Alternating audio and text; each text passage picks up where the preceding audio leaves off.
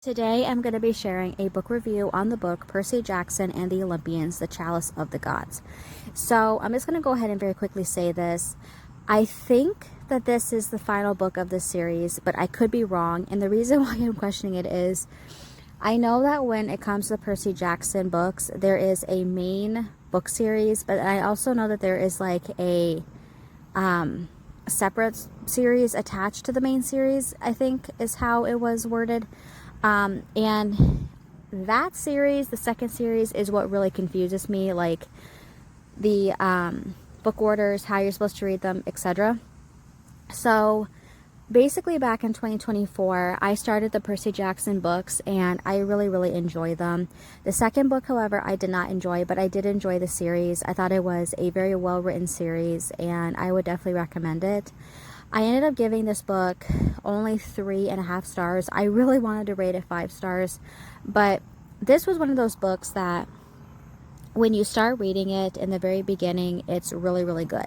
But then it gets slow in the middle, like slow enough that you're like, this is sitting at maybe a 3-star rating. But then it picks up again, so you want to give it a 4-star rating. For me, I gave it a 3.5-star rating.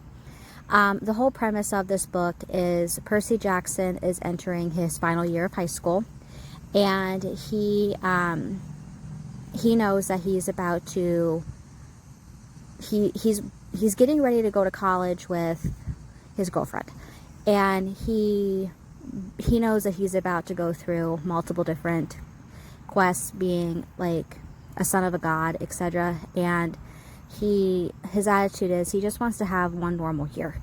And unfortunately, he finds out that in order to go to the college that he wants to go to, he has to have letters of recommendation from X number of gods in this like universe of that. And he goes on multiple quests to find X, Y, and Z. He learns some things about his mom, and it's a whole thing. And as he said in multiple times in the book, you would think that I would be shocked or startled by this, but I'm not.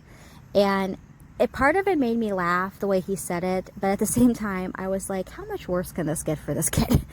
And overall, I would give it a 3.5-star rating. Like I said, I really wanted to give it a 4 or 5 star, but it just got really slow in the middle, and I just didn't really enjoy that part. I wanted it to be a bit faster paced, but it did pick up at the end.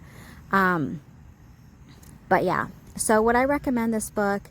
The answer is I would, but again, if you're a person that wants to read like the side series of Percy Jackson, I would Google that, because it still to this day confuses me, because I thought about reading it because I was really enjoying the series. But yeah, so anyway, I would recommend it if you like the Percy Jackson books, but just keep in mind that I did find it to be a little bit slow in the middle toward the end, but again, it picked up again. This year, I would say that I went through a phase where I was picking some books. I was reading some books that I just was not really into. And one of the things that I really would like to finish out the year with, and I know that we're at the very end of July here, but I'm hoping that throughout the rest of the year here, I start getting some other really good reads in, because I think everyone who reads would understand this. You just want nonstop 5-star, 4-star reads, because you just want that if you're an avid reader. But yeah, so in the end, like I said, I would recommend it if you are a Percy Jackson fan. I thought it was good. I thought the premise of it was good. It just got a bit slow for me, but I would recommend it. Anyway, that is it for this book review.